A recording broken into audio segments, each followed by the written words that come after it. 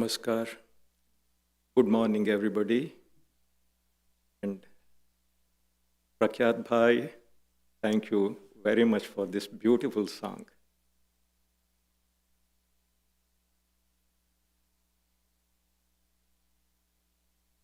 Our theme for this morning is the ideal and the quest. The best thing we could do to remind ourselves of this is simply to read 2 chapters from this book, The Life of Sri Ramakrishna, written by Swami Nikhilanandaji.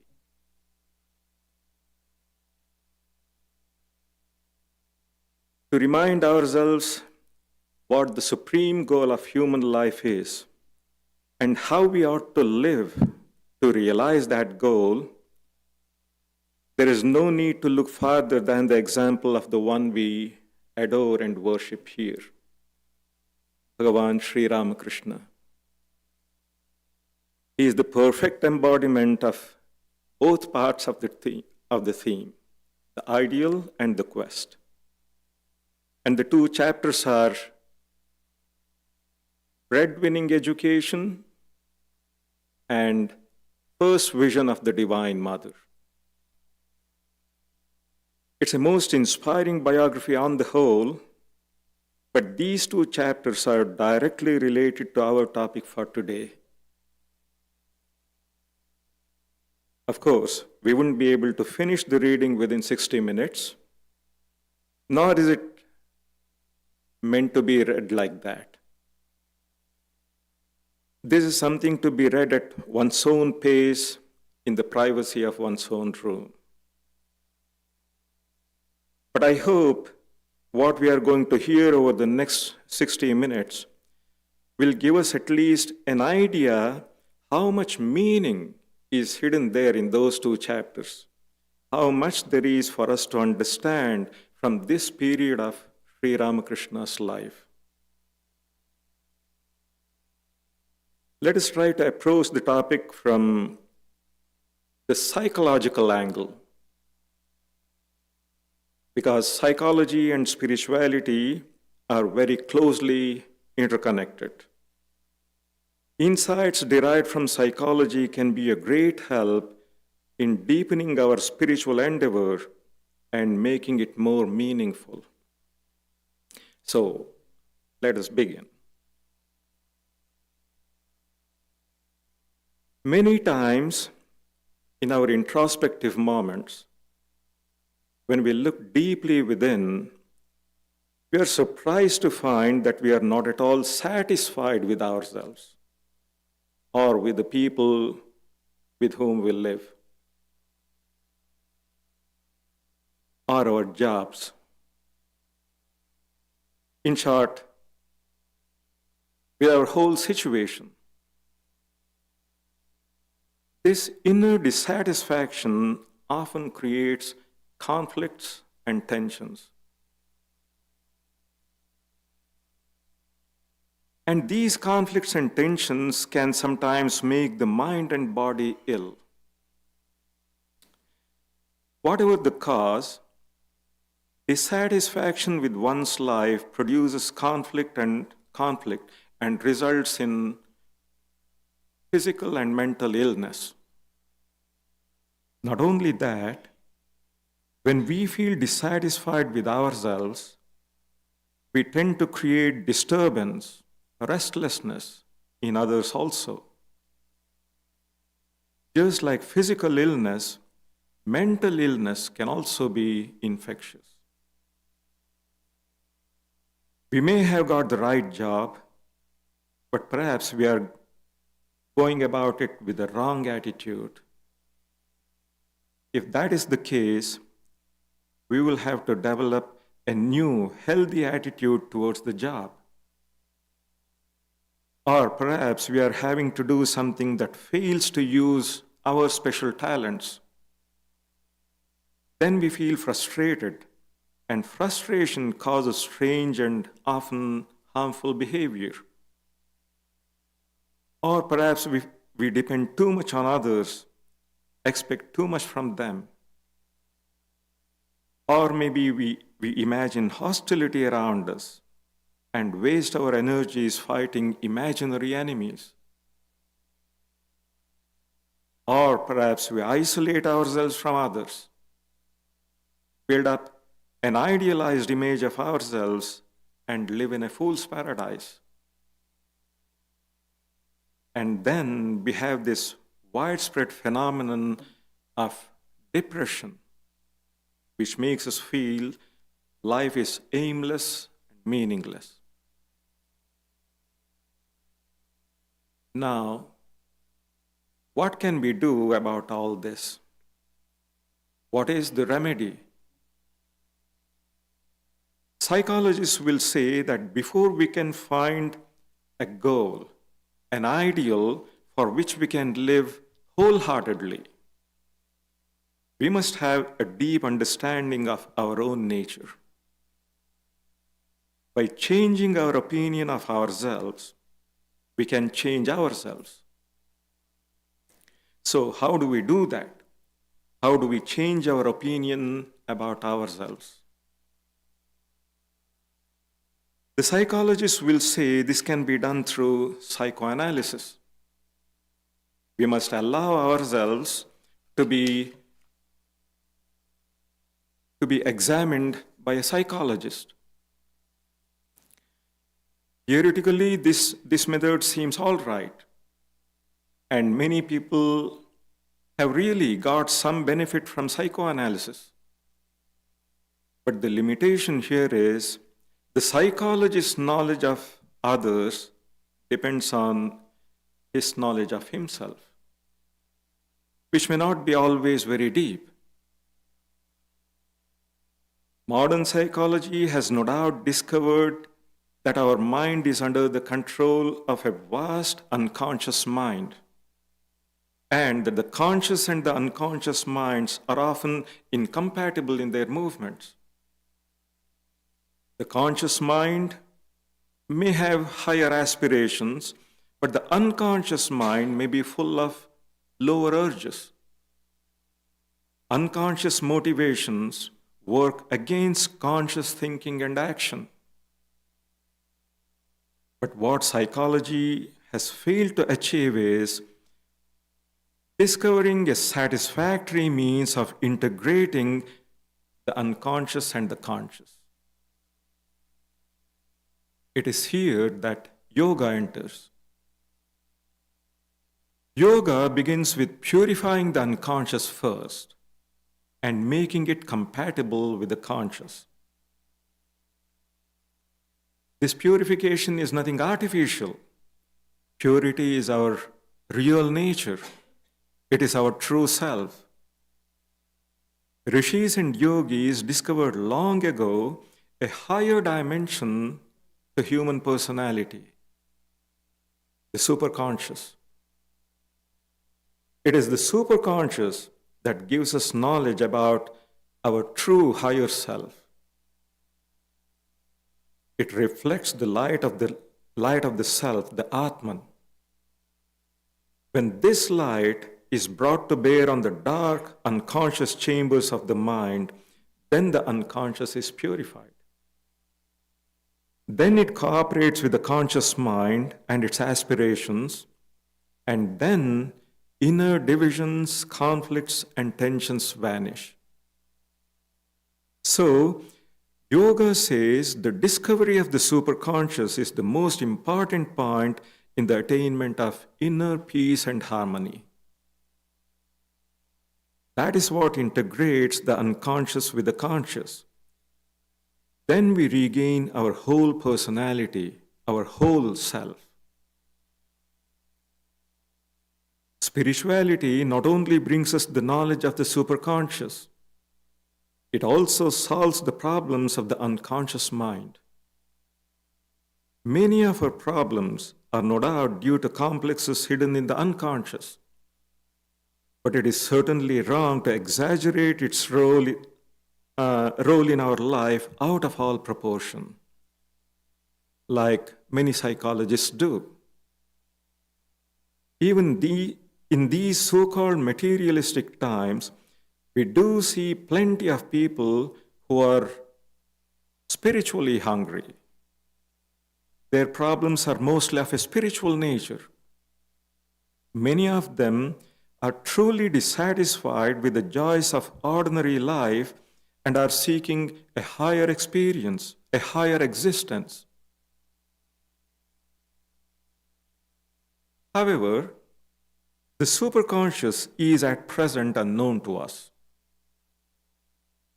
But yoga says it can be attained through spiritual disciplines.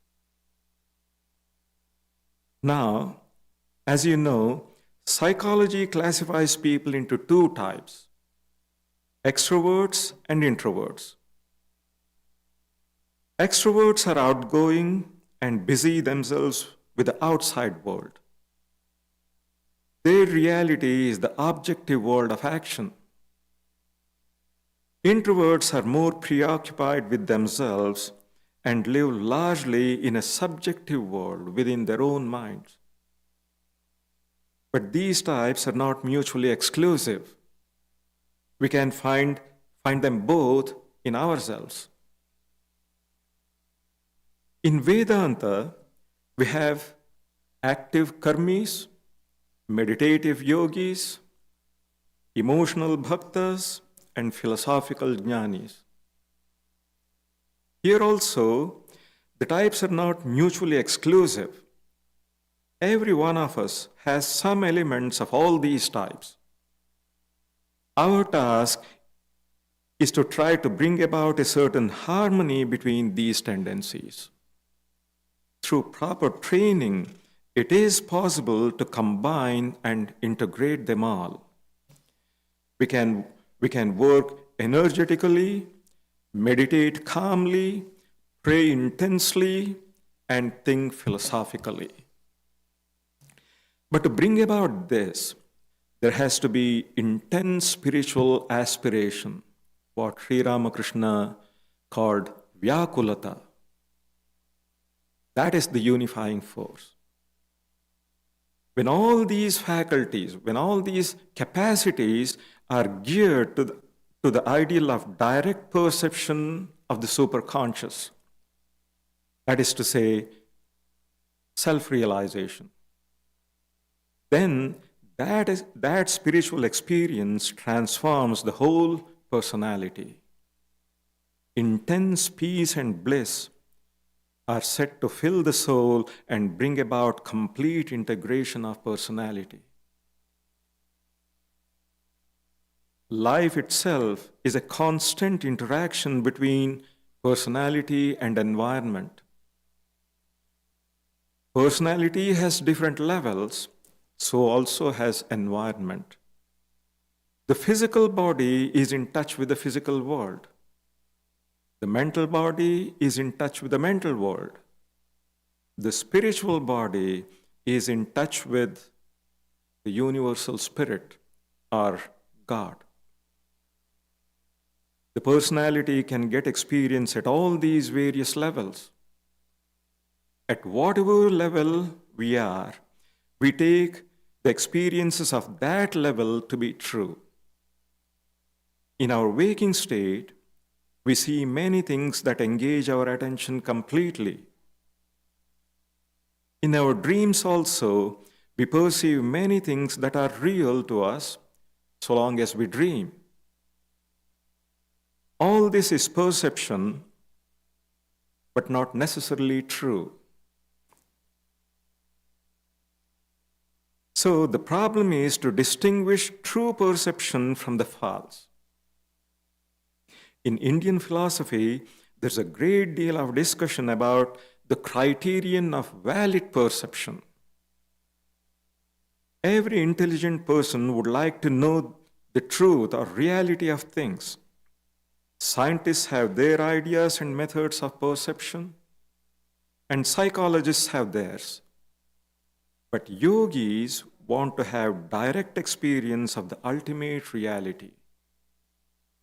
This is what is called aparokshanubhuti, direct perception or immediate experience.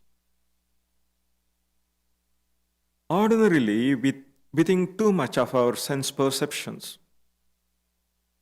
We think we perceive outside things directly. But you know that is never the case. It's a very indirect process, though we are accustomed to calling it direct perception. The only direct perception, aparokshanubhuti, is when the truth is directly revealed by the light of the Atman. It is this inner light that shines through the mind and the senses. But it also shines by itself. That is to say, it is self-luminous. It is light itself. This is what superconsciousness is. Not the consciousness of this or that, but pure consciousness itself. Our ordinary experience covers the three states of consciousness: waking, dreaming, and deep sleep. But pure consciousness in itself is transcendental, of which the other three states are partial manifestations. When that transcendental consciousness is directly, immediately perceived, one realizes one's unity, one's identity with the ultimate reality. So that experience of the superconscious is the ideal of the yogi. Now, at this point, let us remind ourselves of the inadequacy of mere intellectual knowledge. No spiritual practice should be attempted by reading about it or hearing about it from books and lectures. Of course, we may read books, hear lectures in order to gather information. But we should know which ideas to take up and which ones to leave to themselves. We may read and hear about various kinds of spiritual practice, inform ourselves of the many approaches to superconscious experience, and expand our mental outlook. But we should know which is the right approach for us. The right method followed by a wrong person brings about bad results. Spiritual instructions always differ with individuals. As the proverb goes, one man's meat is another man's poison. So it is best to follow the law of one's own being and adjust oneself securely to one's physical and mental surroundings. If the house is built on a good foundation, it stands. If not, it falls.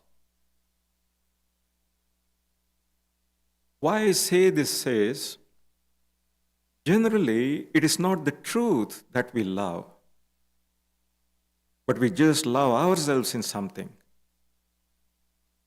We like an idea because it is our idea, not because it represents the truth. However, let us remember that a little knowledge is a dangerous thing. As Sri Ramakrishna used to say, to the true and steady devotee, the Lord Himself will reveal His own glory.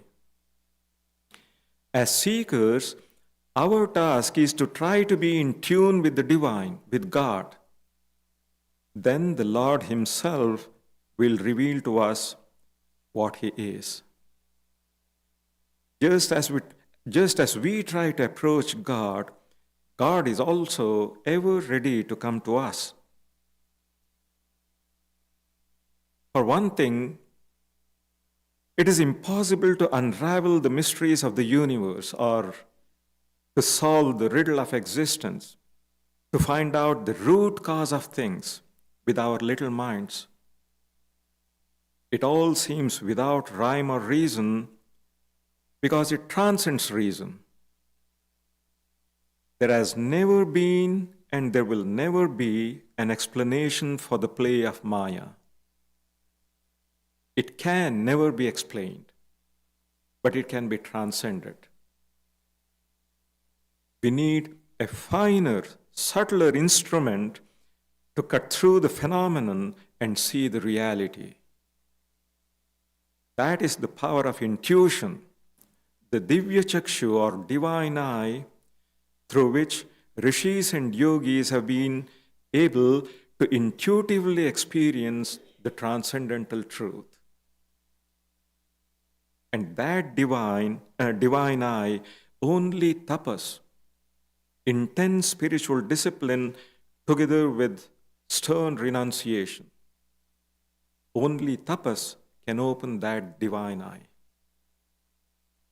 So, the ultimate proof of everything spiritual is direct perception. If there is a God, he must be seen, he must be felt. Mere theorizing is not enough. We need to trust in the words of those who have seen God. We have to follow in their footsteps. Then we can verify their experiences firsthand in our own lives. This is the ideal of God realization, or superconscious experience we must hold before our eyes. Anyhow, so much for the ideal. Now, let us turn our attention to the quest. It's a mistake to assume that happiness is the goal of life. Swami Vivekananda said, "No, happiness is not the goal of human life. The goal of human life is perfection. The joy that we get from sense enjoyment brings with it no end of trouble. At first it may feel like nectar, but later on, that very nectar turns into poison. Intellectual pleasures are no doubt higher than this, but they too don't give the ultimate satisfaction or fulfillment that the human soul seeks. For that matter, even the superior inner joy that we feel during contemplation and meditation on God, even that has its highs and lows and doesn't last very long. Only the bliss that is experienced in the transcendental state is said to remain with the yogi forever. That is the real happiness, of which all other forms of happiness are only shadows. Even when that higher spiritual experience is not complete, even when the yogi has only reached the threshold of superconsciousness, the memory of the joy that is once experienced is said to linger and forces the yogi to struggle to reach higher and higher states of joy and freedom. Someday or other, there must come in the life of every human being a time when one feels the call of this spiritual ideal. When that call finally comes, one cannot but respond to it. Nothing in the world can then give us satisfaction. We will never know peace until we follow that higher call.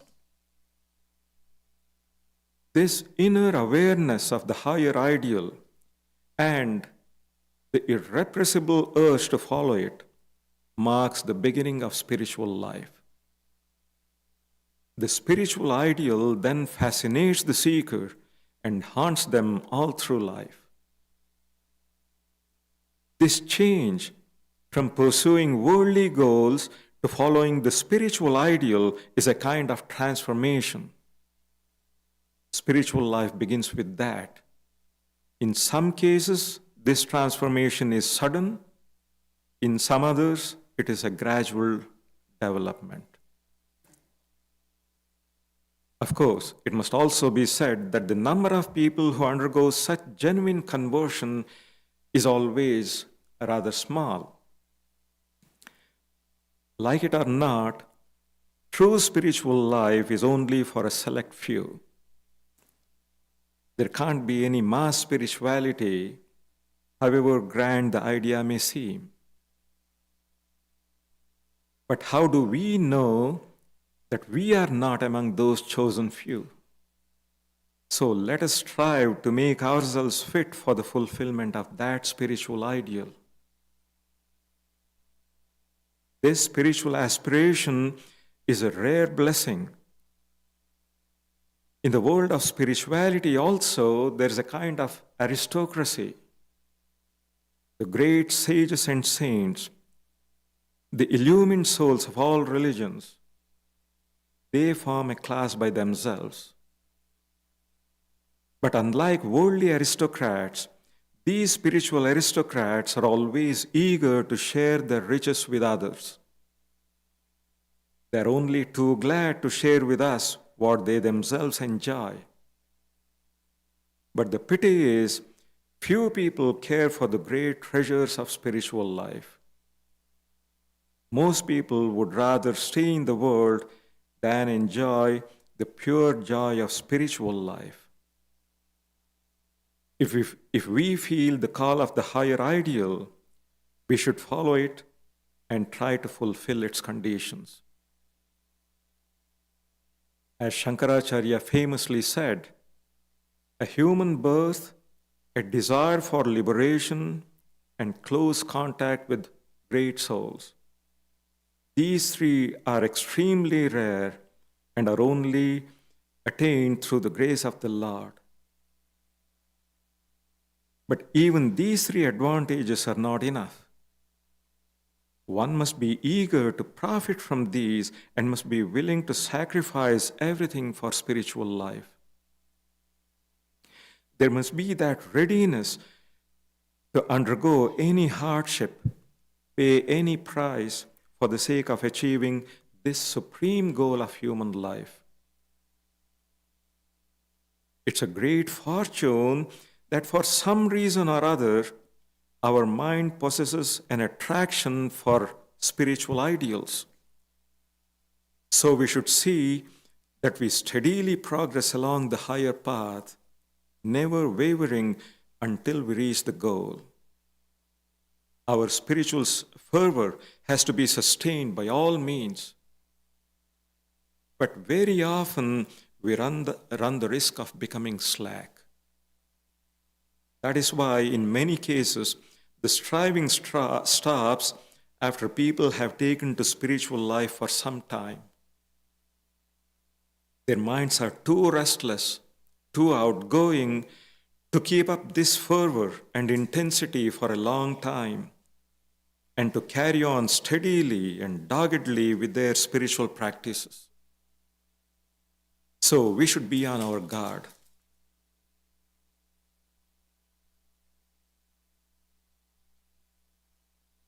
Tenacity is an indispensable quality in spiritual life.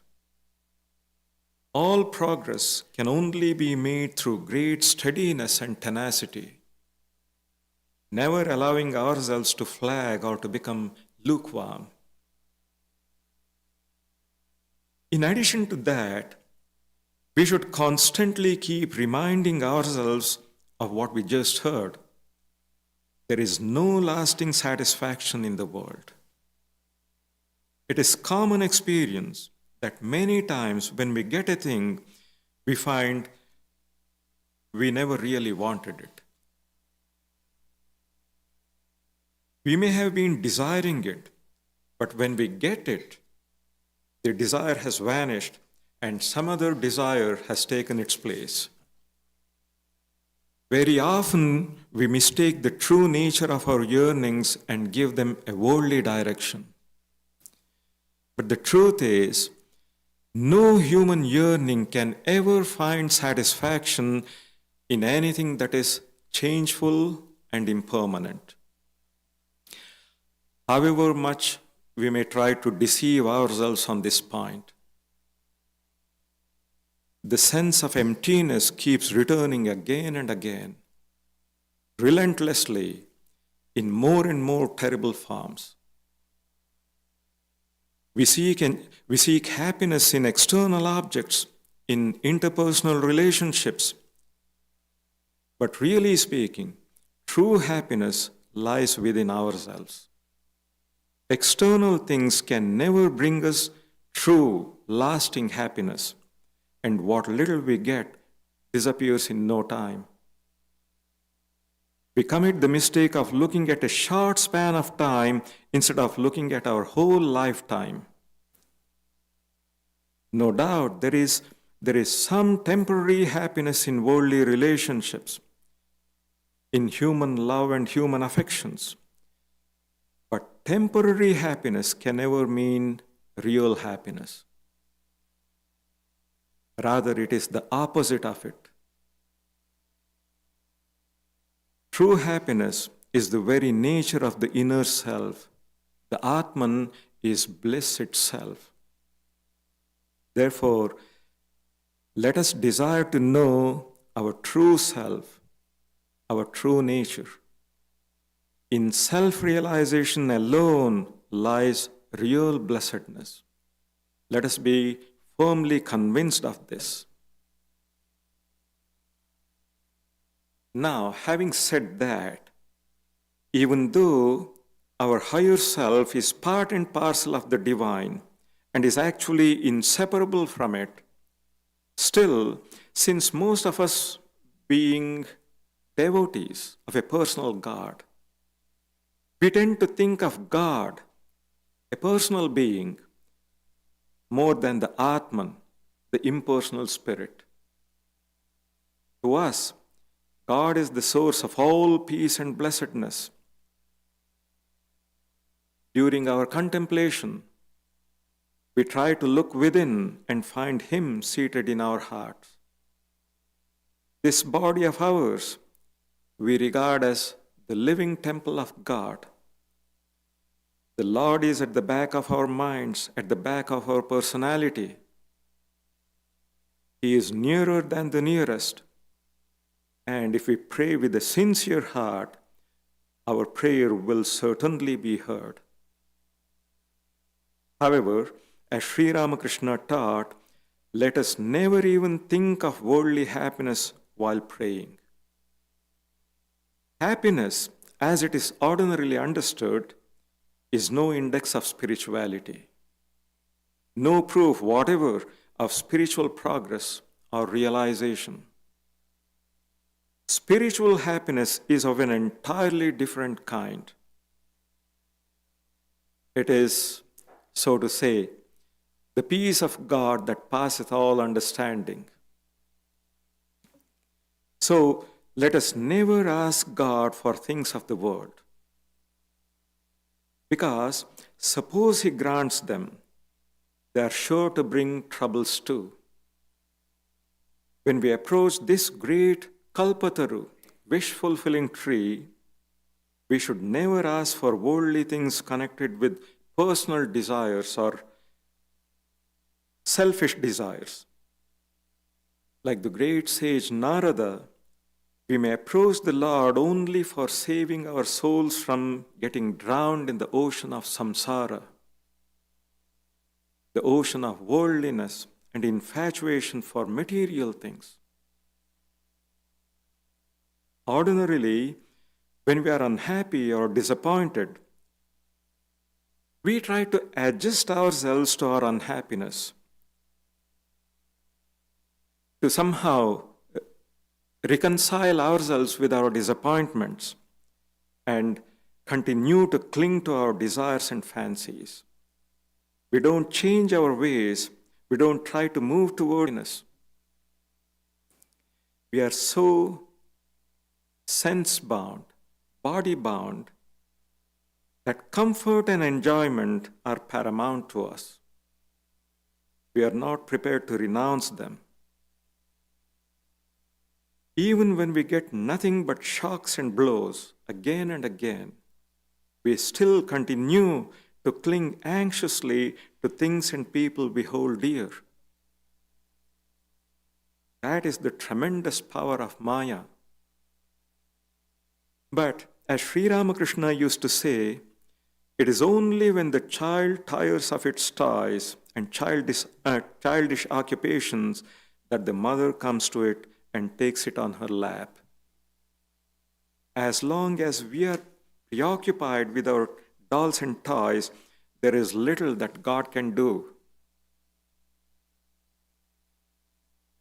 We all have the freedom to follow better, saner ways.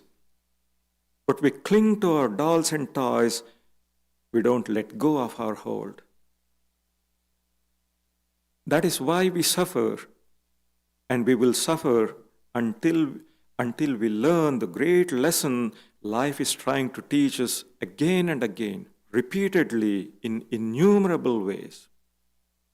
We'll suffer until we come to act wisely. So, just as people of the world struggle to realize their worldly goals and ambitions, in the same way, we, spiritual aspirants, should strive to live our spiritual life and attain enlightenment and liberation. It depends solely on our own choice whether we take up the worldly life or the spiritual life, whether we continue to live a life of slavery and fear or a life of freedom and fearlessness. If we want something higher, something of real value that is not subject to change and decay, then we must give up our present clinging to phantoms of so-called love and happiness, at least inwardly. Sooner or later, we will have to give them up anyway. We all must let go the hold one day. And if we don't do this of our own free will, the toy will be torn away from us. And this will entail great sorrow and very likely a broken heart. If we look around and see, for most people in the world, this seems to be the only way they can be made to learn their lessons. But it is very painful and takes a very, very long time. It is not worth it. So, as intelligent, thoughtful people, let us try to live our spiritual life consciously, deliberately, and with commitment and singleness of purpose. Our energies can be directed along higher channels or lower ones, just as we please. If we are able to somehow arouse great enthusiasm in our hearts for the goal, then we will certainly get the necessary energy to strive for it and do all that we can to realize that. However, together with enthusiasm, we must be careful to follow some definite method. This is very important. Otherwise, if we allow ourselves to drift according to our own emotions and impulses, likes and dislikes, we achieve practically nothing. Nobody with a confused or indecisive mind can have any success in the world, much less so in the spiritual world. So, after sufficient thought, let us settle once for all what we really want. Very often we say we want peace and happiness, but we do things that can only end in restlessness and trouble. What happens is, whenever we are strongly attracted to something, we start dreaming about it and imagine things that have no reality. As Swami Vivekananda said, our great defect in life is that we are so much drawn to the ideal. The goal is so much more enchanting, so much more alluring, so much bigger in our mental horizon that we lose sight of the details altogether. But whenever failure comes, if we analyze it critically, in 99% of cases, we shall find that it is because we did not pay attention to the means. These are Swamiji's words. So we have to follow a systematic course of spiritual practice. If we are not properly prepared through long and regular training, the reactions can be too strong to bear and may even unsettle us for a long time. In the beginning stages, serious spiritual life brings much suffering, not happiness. And in the intermediate stages, life becomes quite difficult. We have lost all interest in the world, but we have no hope of any spiritual experience or realization. It is like being stranded in no man's land, neither here nor there.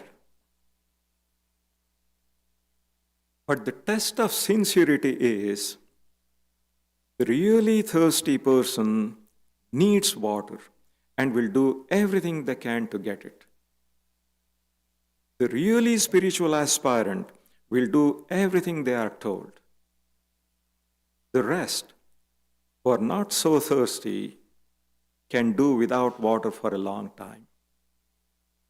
And then we want pure water, not contaminated water.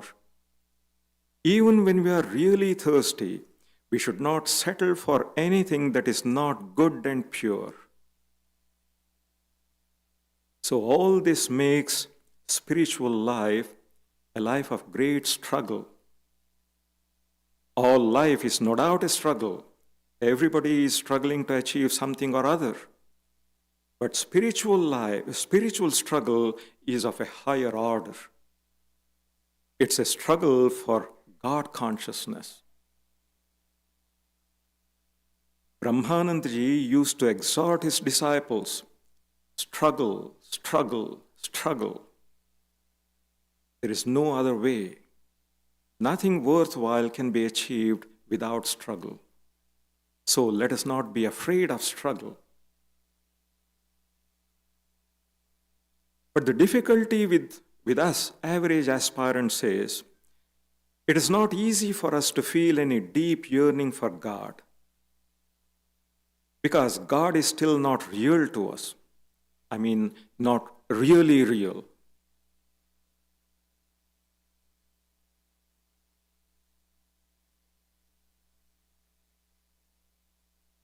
So let us face it, with most of us, it is as if this body itself is the soul. We may not be running after enjoyments like out and out worldly people, but we do want to keep the body comfortable as possible. And we spend a great deal of energy on that. Spiritual life is still a part-time affair with us. But if someday, through our spiritual striving, God becomes a reality to us, then we will see how our whole being responds to that reality and wants Him alone. Now this world is real to us, so it absorbs our entire attention. If something else were real, that would do the same too. Whatever we take to be real for the time being affects our whole personality, our thoughts, emotions, and actions. Our whole being responds to this reality. This is a basic law in spiritual life. But when we study the lives of saints and mystics, there we find the great contrast. It is the reality that affects both them and us. But their reality is different from our reality. To us, this world is real. To them, God, the Spirit, alone is real.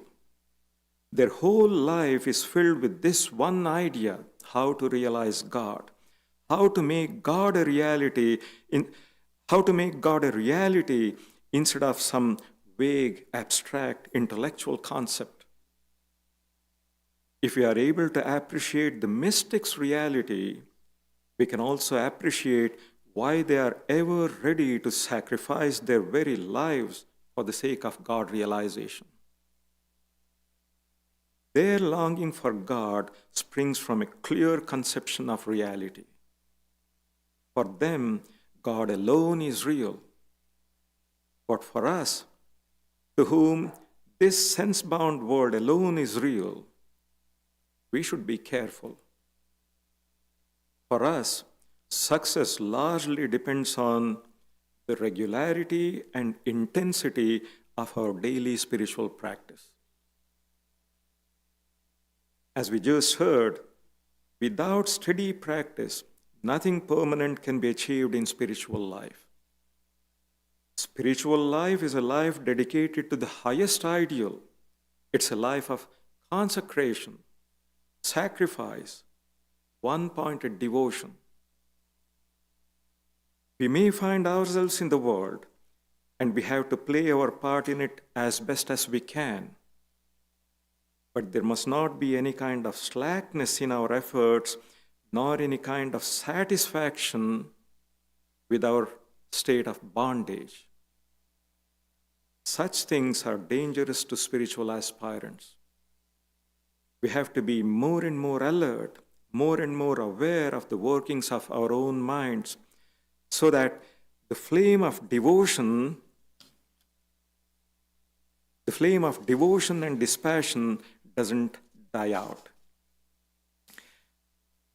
And we must also take special care never to waste our energies for anything lower, on anything that doesn't help us spiritually.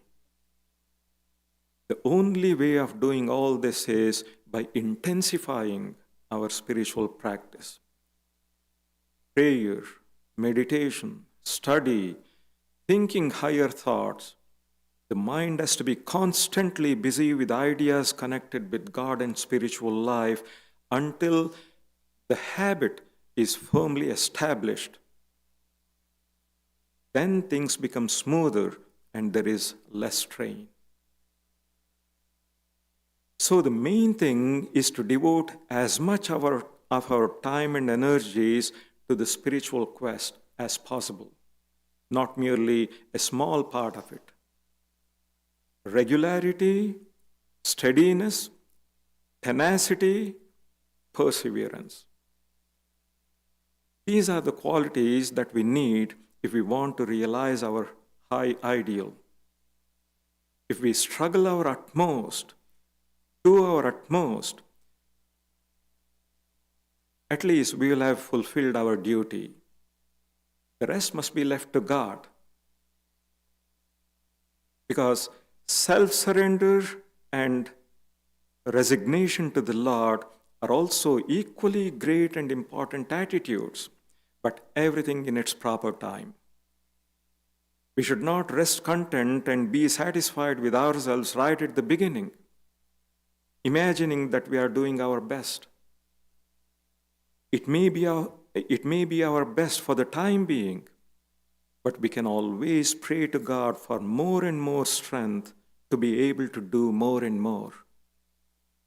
Our capacities can and should be increased. Even if we feel we have already done our best and are doing our best, because this best is not a fixed quantity. However, to be able to do our best in spiritual life, one needs to start early, or as early as possible. Earlier the better, because there won't be much energy or time available after middle age for strenuous spiritual practice. That said, if that has not been the case with any of us here, Let them not feel disheartened or regretful. Let us remember this single line from the Bhagavad Gita. Even a little of this discipline saves one from great fear. Swalpamapyasya dharmasya trayate mahato bhayat. I repeat, even a little of this discipline saves one from great fear. If we have even tried sincerely and seriously, and if we have surrendered ourselves to God sincerely, we have nothing to fear.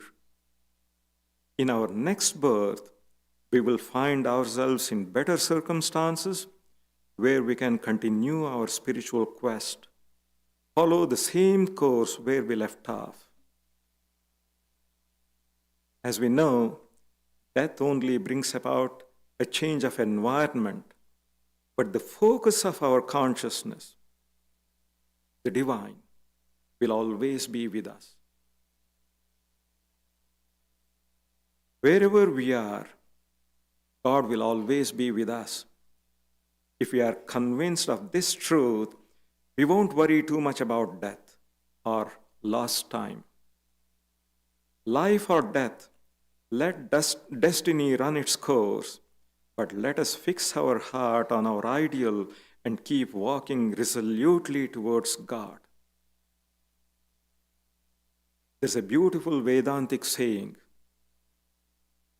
Asupte ramrate kalam nayet Vedanta chintaya. Until you fall asleep, until you die, let your mind be occupied with Vedantic thoughts. If we follow this advice, if we do this much, the rest will take care of itself. So, may God help us. But before I conclude, I'd like to remind everybody to please make it a point to read those 2 chapters that I mentioned from this book, The Life of Sri Ramakrishna. The chapters are Breadwinning Education and the first vision of the Divine Mother. If you don't have a copy, you can find a PDF version on the net. You can download it. It'll be a great way of remembering Sri Ramakrishna and the ideal he has pointed out to us just at the time of his birth anniversary, which we are celebrating here next Sunday. The actual birthday, according to the Hindu calendar, falls on Saturday, 1st of March. But we will be celebrating it on Sunday the 2nd with special worship.